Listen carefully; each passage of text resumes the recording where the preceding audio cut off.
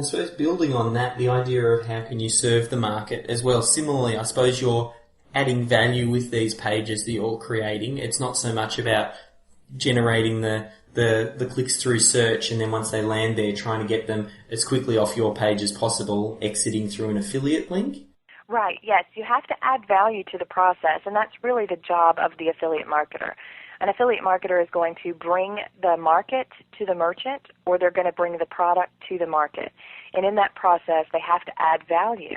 So a lot of times for an affiliate marketer, that means helping the market with their buying decision, or introducing a product that's a solution to a problem that market is having, or comparing similar products in a market so that they can choose between them and make a good choice. And so it basically boils down to bringing them solutions or helping them with a buying decision. That's what most people get online to search for. Yeah, and I know a lot of people sort of, you really do connect with when you see someone's face and their name associated to it. Are you building personality into these blogs as well? Well, not in most of my niche affiliate sites. Most of them are done under a pen name, and most of them are done with the intention of getting the traffic from the search engine to the merchant as quickly as possible with the information they need. Basically I want to pre-sell the idea that this is the product you should get, and then it's the merchant's job to close the sale. So I do want it to be a quick process.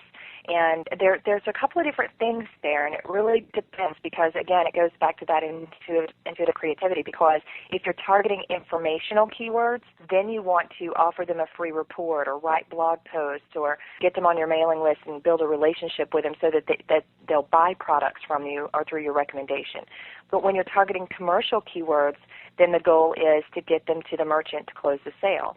And so, again, it depends on whether it's commercial intent or if it's an informational search. Yeah. And the other interesting thing is I'm curious to know about the continued generation of content for that site. Is it something that you sort of will then continue to build that site, assuming that you start to see your initial results and, monitoring your Google Analytics and you're starting to see some affiliate sales come through? Is that something that you then keep on growing, or typically do you just set them up, start your off page, and then just sort of forget about what's happening on the site? Right, the latter usually, because it's kind of a myth that you need fresh content all the time in order for a site to rank well. I have a page that I put up over 4 years ago. I've never touched it since. It took me about half an hour. It ranks in the top 3 for 3 different keyword phrases, and it makes sales every week. Yeah. I've never touched that page. I don't edit the content all the time. I don't change the page or anything like that. So that's kind of a myth that people have come to believe, that you have to have this constantly fresh, updating content all the time in order to rank well. That's not true. You do every once in a while need fresh links to that page, fresh backlinks, so that it continues to hold its ranking. And so I do that. I might get a handful, less than a dozen a year, maybe a link a month at the very most to this one page. And like I said, it's held its rankings for 4 years straight. So basically, I start with all the keywords in that market. I create the site, and from there I do the marketing, which might be, depending on the niche. If it's informational, I'm going to have a social media presence, and if it's more of a commercial site, then I'm just going to do SEO, and I'm just going to work on backlinks, to keep that site ranking or to continue to get it up in the rankings. So it really depends on the situation. But, let's say that, I created a niche affiliate site 3 years ago. Every once in a while, once a month, I like to sit down and check my stats. And then every once in a while, I'll look at new keyword phrases that are coming up or new products that are coming up, and I might, add some pages to the site. But for the most part, I like to create a passive income model. So create the site, get all the pages ranking well, make sure that they're tweaked and tested so that they're converting it the best that they can. And then I just let it run and just get fresh links to it now and then, things like that. Excellent. I think what I'm liking most about this is the way you've really broken it down into that step-by-step process. And you did talk about building links, and I know sort of focusing in on SEO, and everybody talks about that being the single biggest ranking factor is getting good quality backlinks. Once you've sort of done that initial setup, how do you sort of start that process? Well, there are 2 ways to continue getting quality backlinks. I mean, there are a number of ways, but there are two ways to do it. You do it yourself or you outsource it.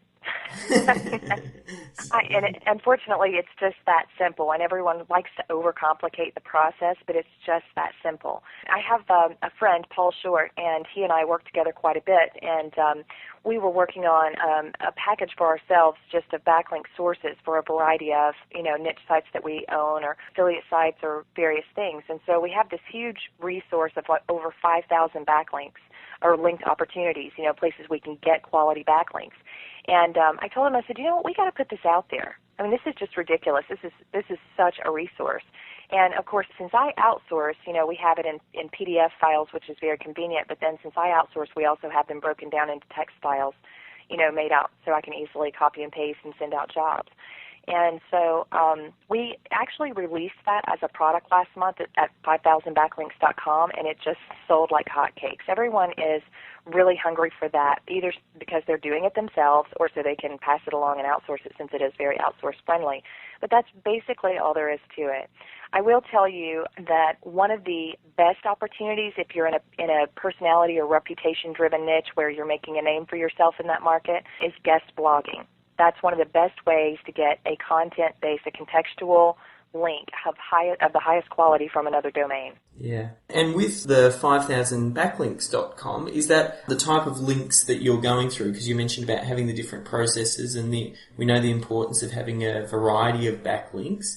Some of those different sources, do you where are some of those links coming from? Everywhere. Everything from, social media profiles to EDU sites to, high PR blog comments with do follow. It's a very big variety, obviously, with over 5,000 backlinks. It's a huge variety, and that is incredibly important. The one thing in your marketing that you never want to do is just the same thing all the time. And that's another big mistake that people make. People make the mistake of saying, okay, I'm just going to do blog commenting and get lots of backlinks and traffic that way. Or I'm just going to focus on article marketing because I know how to do that. But what you really must do in order to get a good social media reputation, which is important for SEO now, but also to get good search engine rankings, is have that wide variety. It needs to be very natural.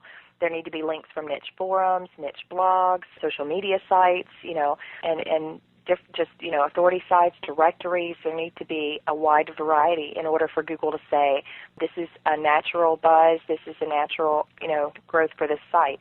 So if it's all coming from easyinarticles.com or if it's all coming from blog comments, Google can very easily look at that and say that you're trying to manipulate your page rank.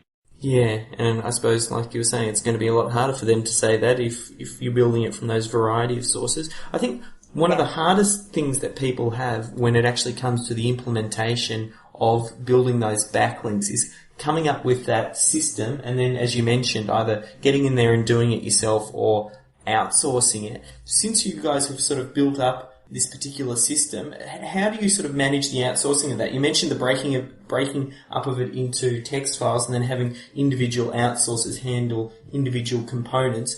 How does sort of the mechanics of something like that work? Well, I think the absolute best thing you can do when it comes to backlinks is not have a system.